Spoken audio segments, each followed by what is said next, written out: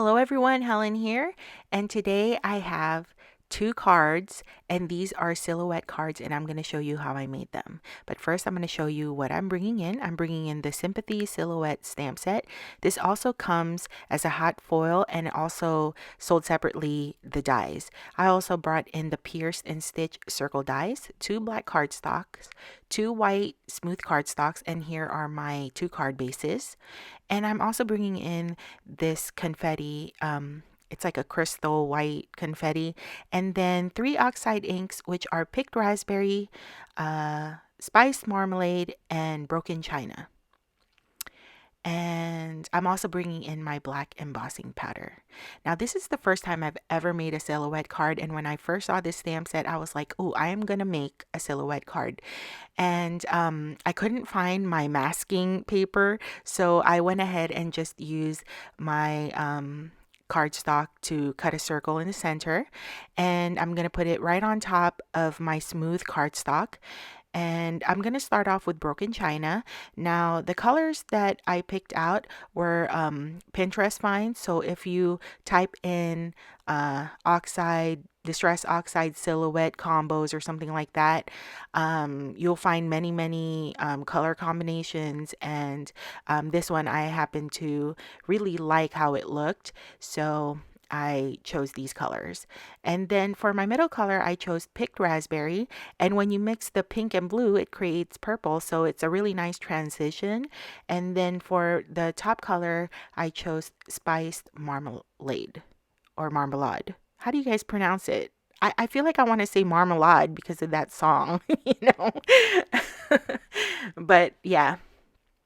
All right, so I did spritz some water on this because it is water reactive, and I'm just going to set that aside to dry. And then now for my second card, I'm not worried about having the center of this one perfect. I was more concerned about the bottom, top, and the sides of the center. So again, I'm starting out with broken china, and then I'm going to work my way to the middle with picked raspberry. And here you will see that I'm more focusing on how my blend is at the bottom as well as on the side, but not really concerned about the middle because I'll be covering that up with a circle. And I actually saved the circle from that cardstock that you saw me use as a stencil, as you know, for this card right here. And then for the last color, spiced marmalade. And then I'm just smoothing out my pink there, and then I'm going to go ahead and spritz some water on this, and I'm going to set it aside to dry. Next, I'm going to go ahead and we're going to create our silhouette. So I inked this up with my, oh gosh, what is it called again? Versamark. Make sure you use your powder tool for this. That way you don't get any remnants of, embossing powder. And I'm using a coffee filter here, which is like, makes my life so much easier. It's so easy to put back. And I'm just cleaning it up with my brush here. And it really does make it easier when you do use your powder tool because, then it's easier to get that embossing powder off. You don't get any static. And now I'm just heat setting this, and this is how it looks. It's so pretty. You can see that nice black shine to it. And then for the other card, I did put back my stencil on top, and the floral, I just lined it where the bottom circle line is because I didn't want the I don't know how to describe this, but you'll see what I mean. And again, I'm gonna put my black embossing powder, and you see how it looks, because if I didn't put my stencil back on, the grass would have been outside the circle, if that makes any sense. So that's why I put it back on there. And then I'm gonna go ahead and heat set this, and I chose the sentiment with deepest. And then later on, after I heat emboss this, I'm gonna put sympathy sentiment at the bottom. And what's great about this stamp set, you guys, is the different sizes of sympathy, as well as like those sentiment strips. And there's even a thinking of you. And sympathy cards are really hard to make for me. I don't really have a lot in my stash, because they're really not fun to make.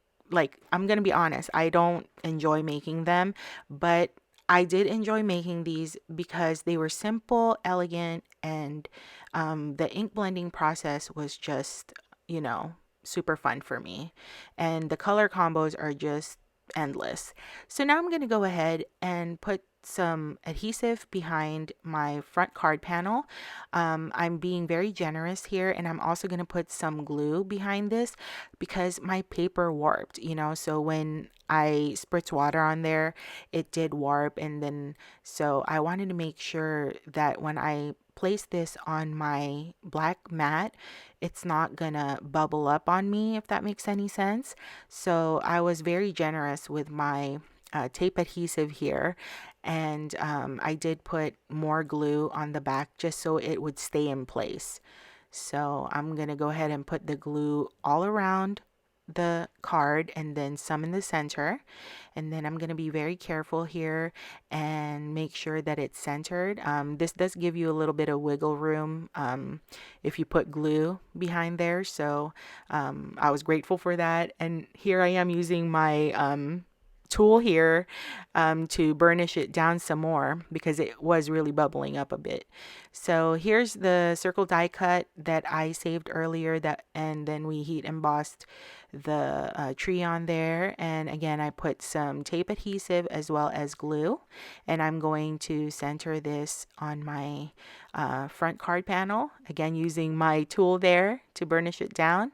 And here I'm not going to add any glue to this because I figured I added enough on the front card panel, so I didn't need it on this one. And I'm going to go ahead and place it on our card base. Let me know if you guys have made a silhouette card before. I've actually never made it, and this was super enjoyable for me. I didn't, I was only aiming to make one card when I was designing the card, but then I was like, you know what? I want to make another one and, ink blend, the negative positive side of the circle. So I was really happy with how this card turned out. And then for the last finishing touch, I'm going to use some of this crystal confetti to decorate my card. And I put it where I want the eye to go, like, where the messages are. So, your eye goes right towards that. Usually when I place my embellishments on my card, I try to go for a visual triangle or try to put it where I want the eye to go. So that finishes up the two cards I made. I hope you enjoyed it and gave you guys some ideas on how you can use this stamp set. For more Whimsy Stamps inspiration, you can visit us on the links down below, and can't wait to see you guys there. Thanks so much for watching, and I'll see you on my next video. Bye.